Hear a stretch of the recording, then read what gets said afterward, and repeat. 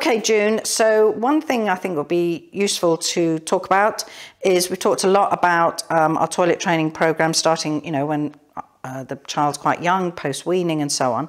What about for parents who've got a child who's older, who's at school, and perhaps, you know, for whatever has happened in the past, they're in nappies. Is it too late? Can that child still be successfully toilet trained? Absolutely, absolutely. We say it's never too late. Okay. We've got a 4-step program, as you know, and it's adaptable for any age, any child. If you think about it, we have children with dual diagnosis of Down syndrome and autism. And so the program can be adapted for those children. It can be adapted for children who are pre-mobile, pre-verbal. It's an adaptable program, so we can adapt it for an older child.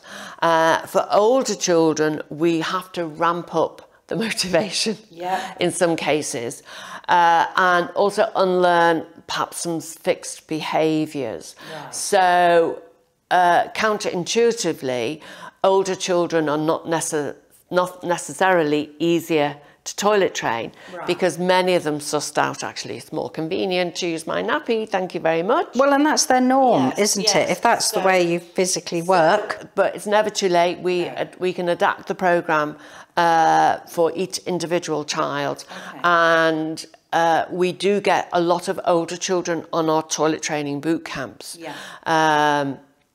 Which, as you know, are 4 weeks intensive programme where we do one-to-one individual programme and work with aims, you know, this is what we need to be doing and this is where we need to get to, and each individual child. Yeah. And we do get a lot of older children. Yeah. And we have a separate Facebook group, so that's DSUK toileting issues. Yeah. 5+. Yeah. 5+, yeah. And we have, as you say, families there with older children. Yeah, so we're really keen to work with everyone and support them. And yeah, and I think what we tend to do is shorten the journey to step 4. Yes.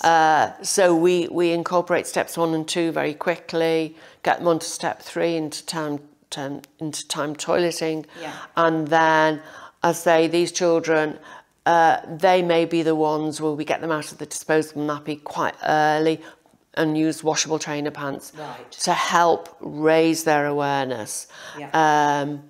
And because children are very comfortable using a nappy because there's no consequence and there is no feedback. No. So they've done a wee and nobody knows they've done a wee. No. So there's no feedback from the child physiologically because they don't realise that they've really done a wee. And no adults are saying, oh, you've done a wee.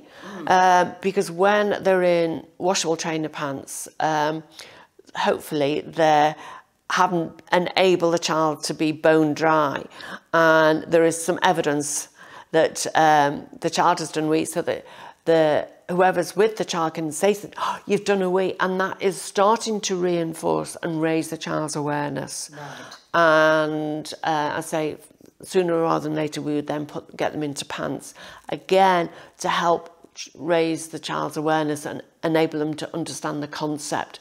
If they've been wearing a nappy for 9 years and haven't had to think about when or where they've done a wee, and suddenly it's a big learning curve for them. Yes. So we need to be able to support them with that as much as we can. Okay. Excellent.